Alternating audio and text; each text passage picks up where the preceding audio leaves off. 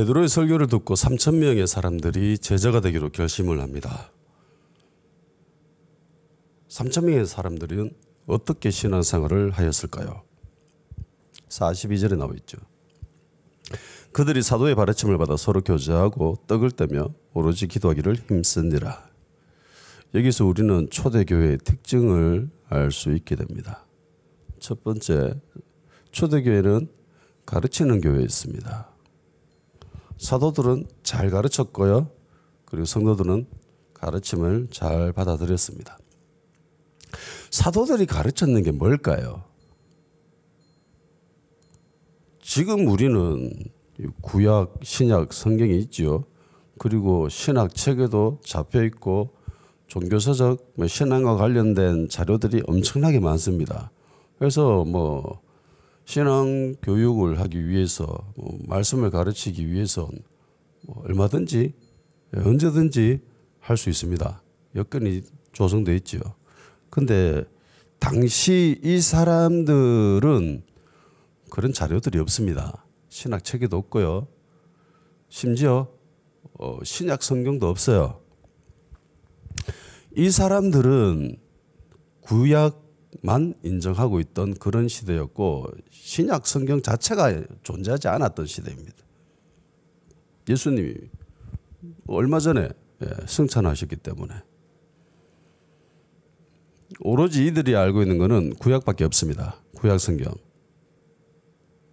우리가 소유하고 있는 이 신약 성경들은 예수님 돌아가시고 한참 후에 심지어 예수님 살아생전 제자들까지도 한두 명씩 이 세상과 작별하던 그 마지막 시기쯤에 지어진 것들입니다. 이렇게 하다가는 예수님을 기억하고 있는 사람들이 다 사라지고 없겠다. 빨리 적어야 되겠다. 그런 필요성에 의해서 기록된 거예요. 그럼 이 사람들은 무엇을 배웠을까요? 구약을 배웠겠어요? 아니죠. 이 사람들은 이 3천 명이나 되는 이 사람들이 사도들의 가르침을 받았는데 사도들이 가르쳤던 것은요. 구약을 토대로 해서 예수 그리스도를 증거하는 거였습니다. 예수님이 하나님의 아들이었고 왜 십자가의 죽음을 당했으며 왜 부활하셨는지에 대해서 구약을 토대로 해서 그것을 아주 상세하게 자세히 제자들에게 가르쳤습니다.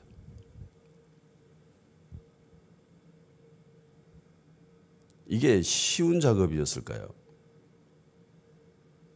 절대로 쉽지 않습니다. 구약만 읽고서는 예수 그리스도를 알아낼 수가 없어요. 만일에 그게 가능하다면은 지금 유대인들은 다 그리스도인들이 되어야 되죠. 근데 지금 유대인들은 굉장히 극렬하게 저항합니다. 마치 이슬람 사람들이 예수 그리스도를 부정하는 그 정도의 강도로 유대인들은 유대교를 믿는 사람들은 예수님을 부정합니다. 심지어 유대인들에게 있어서 예수라는 이름 자체는 욕으로 받아들여요.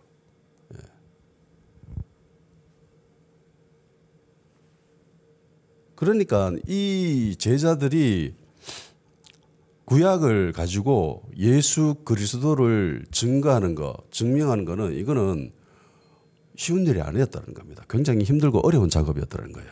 그런데 이 작업을 제자들은 하였다는 겁니다.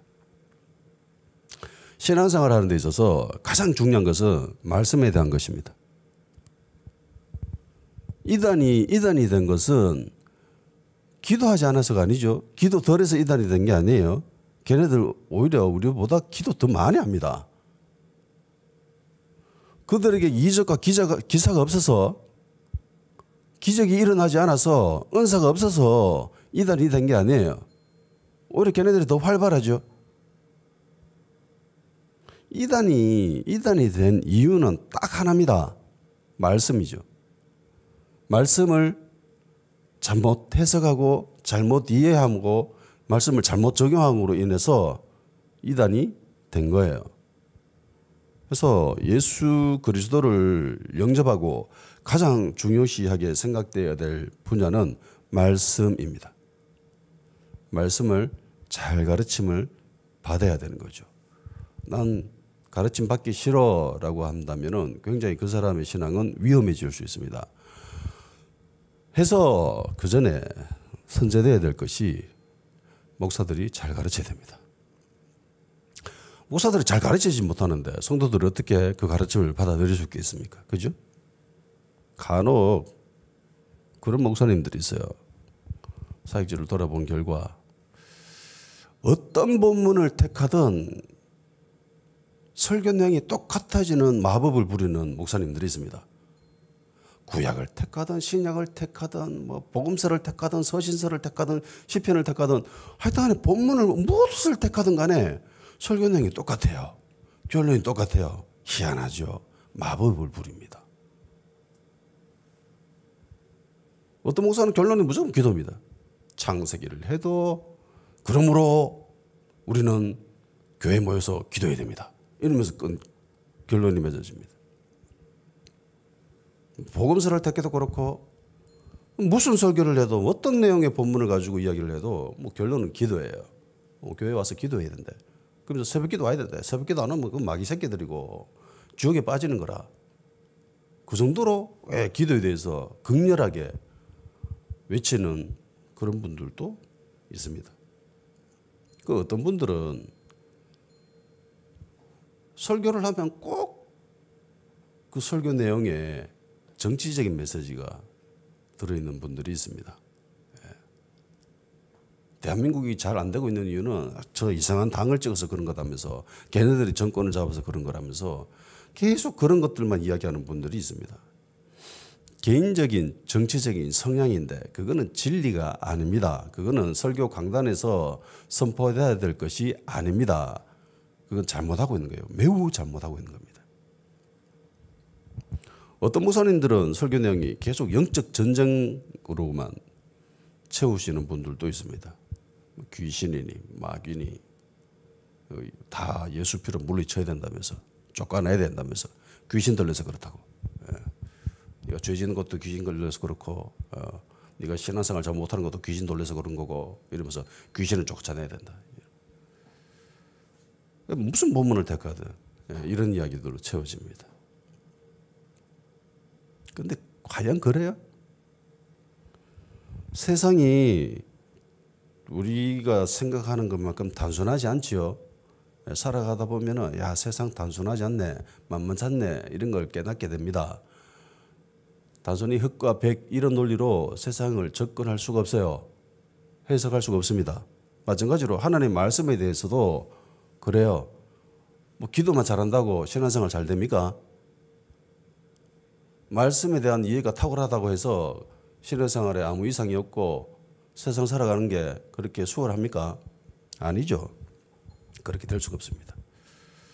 세상이 복잡하듯이 성경 말씀들도 굉장히 신비하고 오묘하고 깊이가 굉장히 깊습니다. 세상에 많이 벌어지고 있는 이런 일들을 성경적인 가치관으로 그걸 해석할 수 있어야 되고 그걸 이해하고 적용할 수도 있어야 됩니다. 그런데 제가 본 결과 이러지 못하는 목사님들이 태반입니다.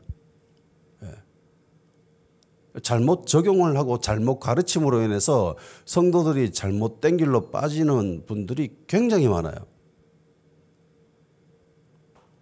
그래서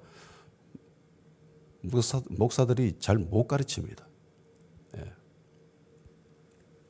초대교회 사도들이 제자들을 가르쳤던 그 열정, 그 깊이, 그 신비를 풀어내지 못합니다. 두 번째 초대교회 특징, 교제하는 공동체였다는 겁니다. 이들이 보여주는 공동체의 모습은 굉장히 이상적입니다. 영적인 영역에서의 교제는 물론이거니와 물질적인 영역에 있어서도 이들은 아주 심도 있는 교제를 하였습니다. 참된 교제란 이 둘을 다 포함하는 거죠. 대부분 교회에서의 교제는 영적인 교제에 더 집중하는 것이 사실입니다. 그런데 초대교회는 이 영적인 교제 그 이상, 아니 훨씬 더 심도 있게 물질적인 교제를 나누었습니다. 나눔의 삶을 한 거예요. 이 부분에 대해서는 나중에 좀 더 세밀하게 살펴보려고 합니다. 연장성산에서 진정한 예배, 참된 예배, 영적인 예배는 영적인 것만이 아니지요. 로마서 12장 1절에서 이야기하듯이 너희 몸을 하나님이 기뻐하시는 거룩한 산 제물로 드리라. 이는 너희가 드릴 영적 예배니라라고 이야기합니다. 영적 예배란, 참된 예배란 우리의 몸도 드려야 된다는 거예요. 우리 영혼도 드리는 것 당연한 거고, 그리고 몸도 드려야 이게 진정한 예배가 된다는 거죠. 그래서 참된 교제라고 하는 것은 영적인 교제와 더불어 물질적인 교제도 있어야 된다는 것입니다. 세 번째 초대교회 특징, 성찬하는 교회였습니다.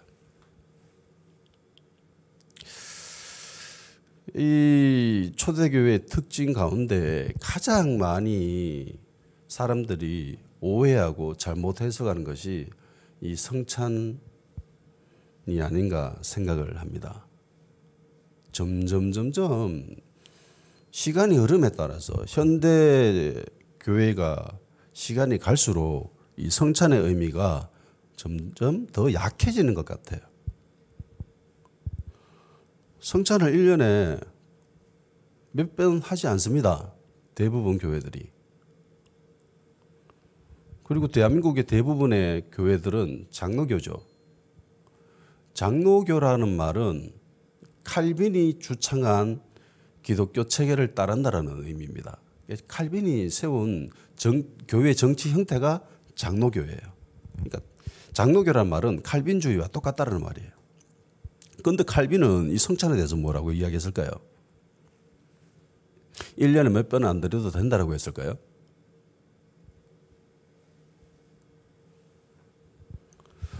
종교개혁이 일어났을 때에 루터와 칼빈과 쯔빙글리가 이렇게 그 한 3파전으로 이렇게 개혁주의 세력들이 있었습니다. 얘네들이 서로 하나가 되지 못한 결정적인 원인이 이 성찬에 대한 해석이었습니다. 그만큼 이들은 성찬을 중요하게 여겼습니다. 그런데 오늘날 교회는 성찬을 그만큼 중요하게 생각을 할까요? 제가 볼 때 아니에요. 1년에 몇 번 하지 않습니다. 성찬의 의미에 대해서도 그렇게 자세히는 잘 몰라요, 사람들이. 칼빈은 성찬을 될 수 있으면 많이 하라고 했습니다. 자주 하라고 했습니다. 그런데 칼빈도 알았어요. 이게 매주마다 하기가 힘들다는 걸 알았습니다. 그래서 매주 못할지언정 가급적 되도록 많이 해야 된다라고 칼빈은 생각을 했습니다. 그런데 요즘 오늘날 교회의 모습은 그렇지 않지요. 1년에 뭐 많아야 서너 번. 심지어 초대교회는요, 어떻게 했는 줄 아세요? 성찬을 몇 번 했을 것 같아요? 매일 했습니다. 46절 날마다 마음을 같이하여 성전에 모이기를 힘쓰고 집에서 떡을 떼며 기쁨과 순전한 마음으로 음식을 먹고, 여기서 떡을 떼다라고 하는 말이 성찬을 표현하는 말씀입니다. 모일 때마다 성찬을 했다는 거예요. 매일 모였으면 매일 성찬했다는 겁니다. 모이기를 힘썼대요. 성전에 모이기를 힘쓰고 집에서도 모이기를 힘쓰고, 그리고 모일 때마다 성찬을 했답니다. 자주 했다라는 것은 그만큼 중요하다는 뜻이죠. 그만큼 중요하다는 의미입니다. 오늘날 성찬이 약화된 데에는 여러 가지 복합적인 이유가 있습니다. 그중에 몇 가지만 한번 이야기해 볼까 하는데, 우선으로는 예배가 갈수록 말씀 중심적이 되었기 때문입니다. 예배에 있어서 가장 중요한 것은 말씀, 설교다라는 것은 누구도 부정하지 않습니다. 물론 맞습니다. 근데 설교를 위해서 다른 것들이 그야말로 약간 준비 운동, 워밍업 이 정도 인식이 있어요. 찬양을 말씀을 받아들이기 위해서 만밭을 다지는 그런 작업쯤으로 인식을 합니다. 그래서 예배 때 찬양을 얼마 안 하죠. 대부분 얼마 안 합니다. 시간을 많이 할애 안 합니다.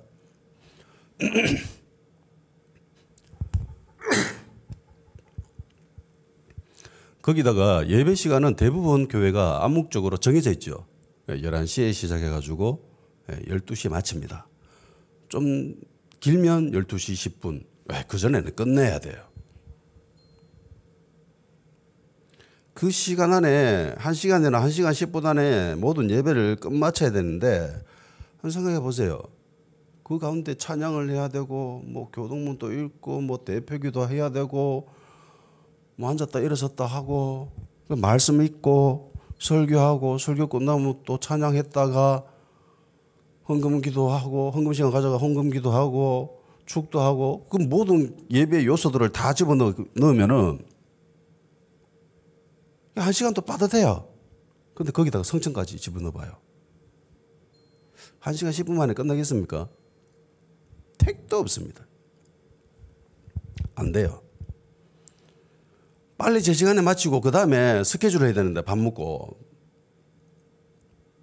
이게 안 되는 거예요. 빠듯합니다, 시간이. 근데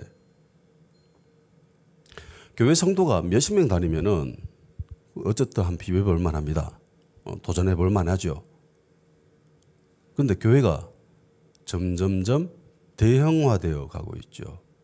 교회 성도가 수백 명, 심지어 수천 명, 수만 명 되는 교회도 있습니다. 성찬을 어떻게 할까요? 성찬 한번 하면 시간이 얼마나 걸릴까요? 그러니까 1년에 몇 번 안 하는 거예요. 너무 힘드니까.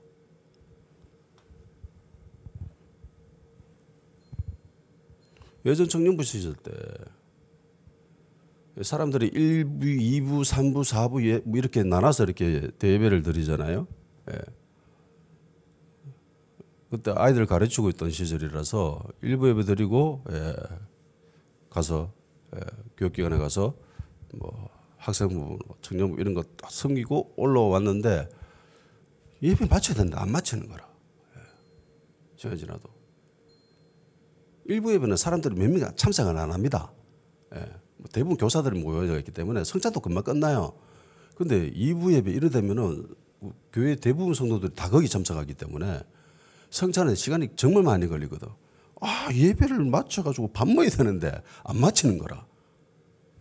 한참을 기다렸던 기억이 있습니다. 시간이 너무 많이 걸리니까. 그리고 이 성찬이 중요하다고 매주를 하게 되면은 매주 시간이 길어지면 서서히 불만이 올라오죠. 아니 목사님 예배 빨리 마치고 식사하고 그 다음 스케줄도 해야 되는데 이러면 곤란합니다. 이러면서 불편해하는 사람들이 점점 생기게 됩니다.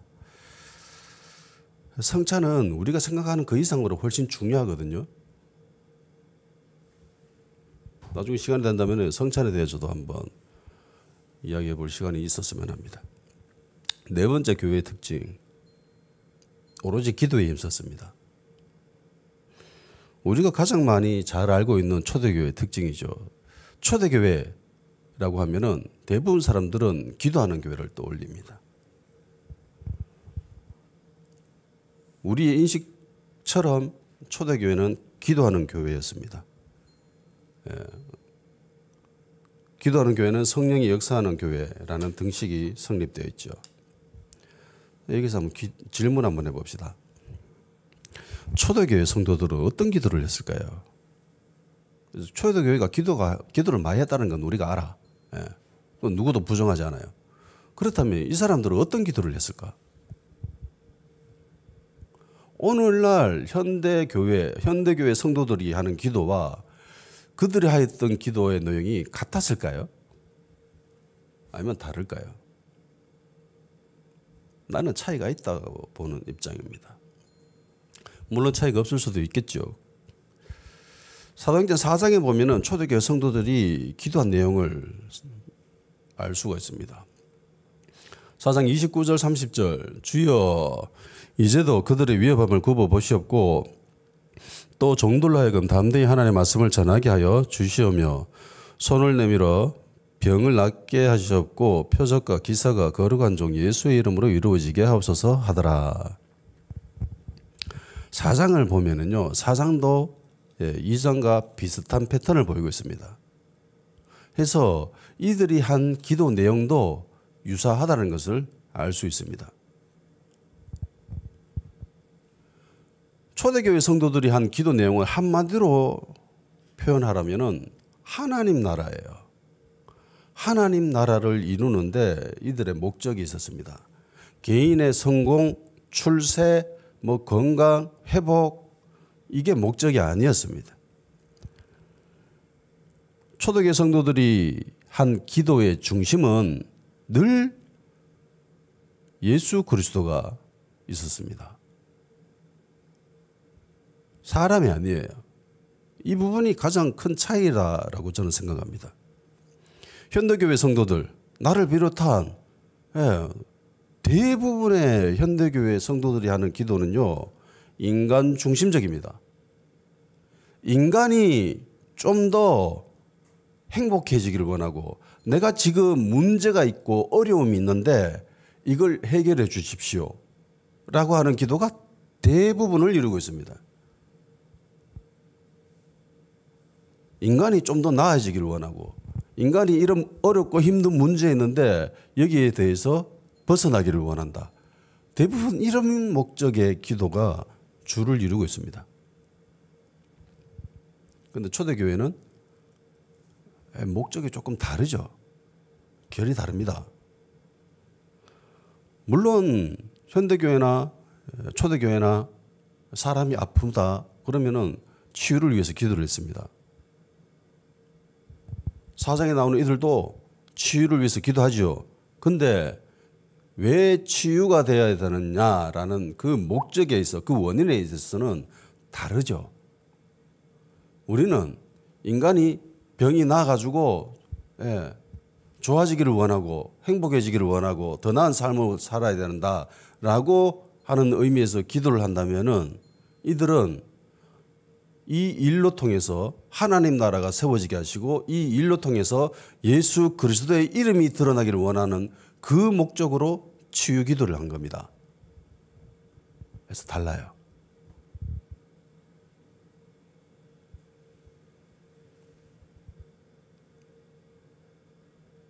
초대교회가 한 기도 내용이 현대교회 성도들이 본받아야 되지 않는가. 이런 류의 기도 내용들이 채워져야 되지 않을까라고 생각을 합니다. 그래서 초대교회가 이런 특징을 나타낼 때 한마디로 교회가 교회다워질 때 세상이 교회를 인정하기 시작합니다. 47절을 읽어봅시다. 시작. 하나님을 찬미하며 또 온 백성에게 칭송을 받으니 주께서 구원받는 사람을 날마다 더하게 하시니라. 아멘. 온 백성이죠. 온 백성. 신자뿐만이 아니라 예수님을 믿는 사람뿐만이 아니라 예수 그리스도를 믿지 않는 사람 포함해서 온 백성이 칭송한답니다. 찾아봤습니다. 칭송이 뭘까? 헬라어로 카리스입니다. 우리 카리스마라고 이야기하는 거 있잖아요. 거기 나온 그 카리스예요. 카리스를 우리는 잘 알고 있습니다. 카리스를 우리말로 어떻게 번역을 하냐면은 은혜로 번역을 합니다. 은혜. 다른 말로 호의, 친절, 호감 이런 의미도 포함하고 있습니다. 그러니까 세상 사람들이 교회를 보고 호감을 느끼기 시작했다는 거예요. 친절한 반응을 보였다는 겁니다.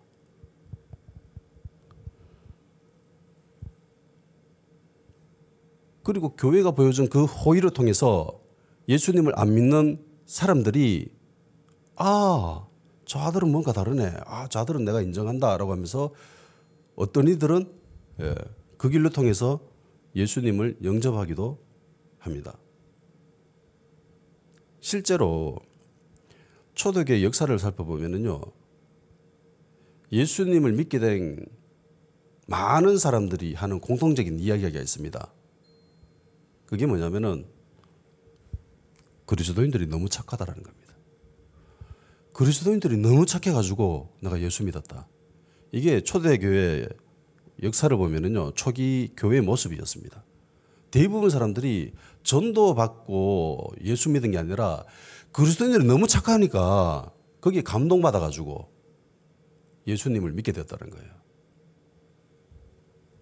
교회가 교회다워질 때, 세상에서 빛과 소금의 역할을 할 때 세상이 호감을 가지는 거예요. 호의를 가지는 거예요. 은혜를 그들도 경험하는 겁니다.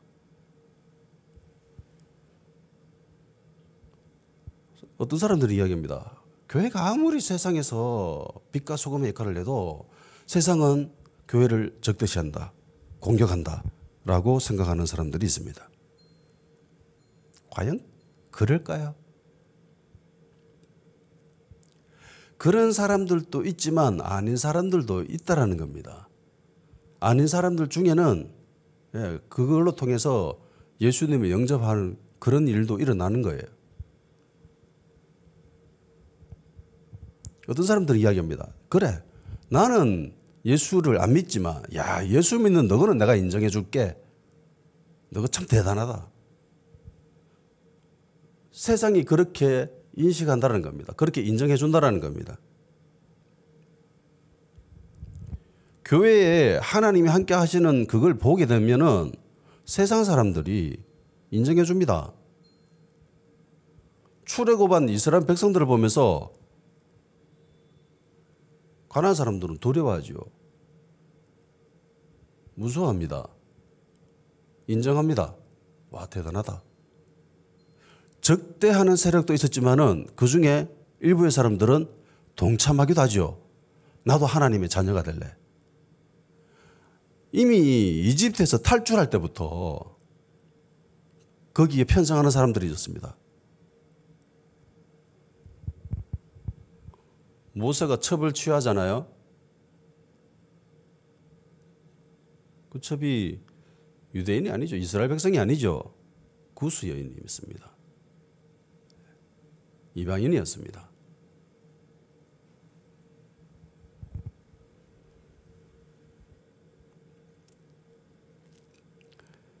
교회가 교회답지 못할 때 세상은 교회를 염려하기 시작합니다. 교회가 세상을 염려하고 걱정하고 기도해 줘야 되는데 반대로 세상이 교회를 염려합니다. 교회가 저래가 되겠나? 저러면 안 될 낀데.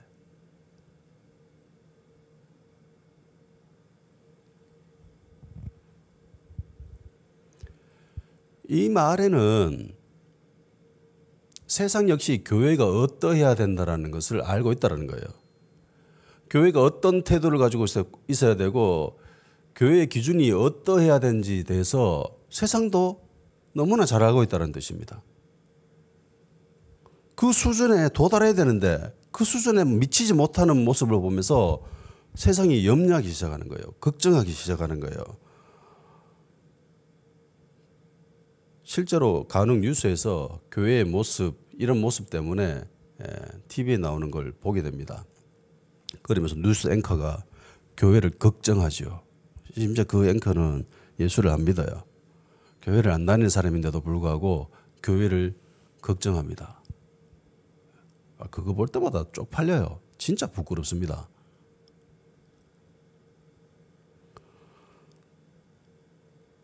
세상이 교회가 교회답지 못하고 성도가 성도답지 못할 때 그들은 호의를 보이지 않습니다. 친절을 베풀지 않아요. 세상 사람들이 교회를 친절하지 않게 대한다면은 생각해 봐야 됩니다. 어떤 사람들이 이야기합니다. 야, 우리가 아무리 산해져도 저것들은 마귀에게 속했기 때문에 저것들은 무조건 우리를 대해서 공격적이고 적대적으로 대한다. 그러니까 신경 쓰지 마.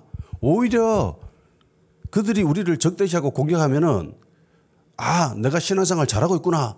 내가 믿음 생활을 잘하고 있구나. 그래서 마귀가 나를 공격하는구나. 그렇게 생각해. 공격하면 맞서. 이렇게 잘못 가르치는 목사들도 있습니다. 그거 아닙니다. 세상이 마귀에게 속했다고 세상에서 벌어지는 모든 것들이 다 마귀가 하는 짓이에요. 그럼 반대로 교회는 하나님 편에 속했기 때문에 교회가 하는 모든 것들은 다 하나님이 하신 겁니까? 이걸 단순히 이분법적으로 그렇게 나누는 건 아닙니다. 이렇게 하면 편해요. 예, 단순하거든. 주마들 나쁜 놈. 주마 마귀 새끼들. 나는 하나님 편. 그래서 우리가 하는 거 모든 것이 다 옳아. 주마들 하는 것들은 모든 것들이 다 나빠. 이렇게 해버리면 정말 편하죠. 예, 정말 쉽습니다. 삶이 간단해요. 행복한 삶을 살 수 있습니다. 행복하게 살려면 그렇게 살면 됩니다. 그런데 우리의 목적이 행복한 삶입니까? 편한 삶이에요? 아니죠. 하나님 나라입니다. 영적 세계에는 흙과 빛이 분명히 나뉩니다. 어둠과 빛이 분명히 나뉘어요. 그런데 세상은 그렇지 않다라는 겁니다. 얼마 전에 유튜브 보면서 깜짝 놀랐습니다. 이태원에서 얼마 전에 많은 청년들이 죽었잖아요. 근데 한 할아버지가 인터뷰하는데 이렇게 얘기합니다. 그 죽은 애들 다 마약 먹고 죽은 애들이다. 마약 먹고 취해가지고 그래 죽은 거다. 아주 자신 있게 이야기하는 거예요. 100% 신념이 차가지고 왜 그러냐고 물어보니까 이미 그 유튜브에 다 나왔잖아. 그렇게 이야기하는 거예요. 그렇게 조장하는 애들이 문제예요. 예. 그걸 우리는 문맹이라고 합니다. 글은 읽을 수 있지만 그 글을 해석하는 능력이 없을 때 실질적 문맹이라고 이야기합니다. 안타깝게도 우리나라 문맹률은 굉장히 높습니다. 글을 못 읽는 게 아니라 제대로 사건을 이해하고 판단하지 못하는 문맹이 정말 많아요. 우리나라에. 이게 단순하지 않아요. 보세요. 교회가 교회다울 때, 교회에 하나님이 역사하실 때, 성도가 성도다운 모습을 보일 때 안 믿는 사람들이 세상이 칭송하잖아요.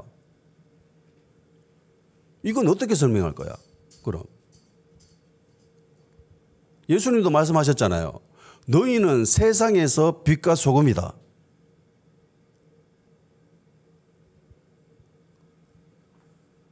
세상에서 빛을 쫙 비춰줄 때에 세상 사람들이 다 싫어할까요?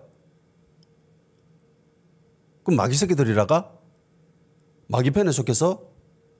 아닙니다. 아닙니다. 소금 역할을 하면서 자기를 희생하니까 그걸 적대적으로 공격할까요? 그렇지 않아요. 사람 사는 데는 다 비슷비슷해요. 그게 교회 아니든 교회 밖에서 다른 공동체든 사람이 살아가는데 생각하고 판단하고 이해하고 받아들이는 거는 다 비슷비슷합니다. 그리고 보편적인 기준이 있어요. 하나님이 주신 일반적인 법칙이 있습니다. 그래서 교회에서 성도가 생각하는 나쁜 것과 세상에서 생각하는 나쁜 것도 대부분 다 똑같아요. 극히 일부분을 제외하고. 그 한 예로 동성애를 들 수 있겠죠. 동성애 교회에서는 그건 악이다라고 합니다. 죄라고 합니다. 그런데 세상은 그걸 죄가 아니다라고 하죠. 그런 일부적인 것들을 제외하고는 대부분은 공유합니다. 그렇기 때문에 예수 믿는 사람들이 세상이 정해진 그 법칙을 따르는 거죠. 법을 따르는 거죠. 교회 다니는 사람들이 규칙 어기는 거 봤습니까? 교통법규 어겨요? 예수 믿는 사람들이 따로 지켜야 되는 교통법규가 있습니다. 있습니까? 따로 지켜야 되는 법이 있어요? 아니에요. 일반적으로 다 통용이 되는 겁니다. 교회가 교회다운 모습을 보여줄 때, 성도가 성도다운 모습을 보여줄 때 그들도 인정하는 거예요. 너 그거 대단하다. 그래, 그건 내가 인정해 줄게.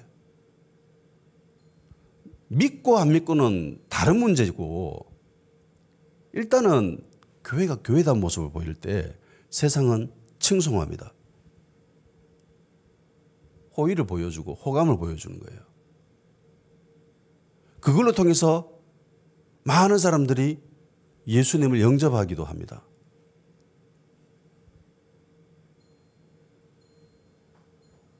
로마의 압제에서 정말 극심한 핍박을 받았던 초대교회 사람들이 그리스도인들의 그 아름다운 선함을 보고, 야, 대단하다. 나도 예수 믿을게.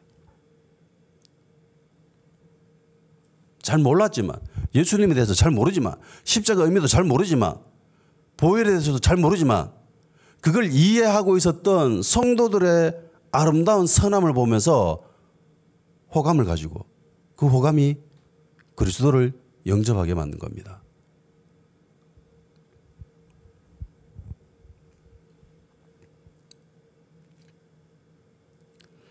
마태복음 5장 13절에 예수님이 이렇게 말씀하십니다. 너희는 세상의 소금이니 소금이 만일 그 맛을 잃으면 무엇으로 짜게 하리요? 후에는 아무 쓸데없어 다만 밖에 버려져 사람에게 밟힐 뿐이니라. 아멘. 교회가 교회답지 못하고 그리스도인이 그리스도인답지 못할 때 어떻게 되냐면은 버림당합니다. 누구로부터요? 하나님으로부터가 아닙니다. 세상으로부터. 세상은 인정하지 않아요.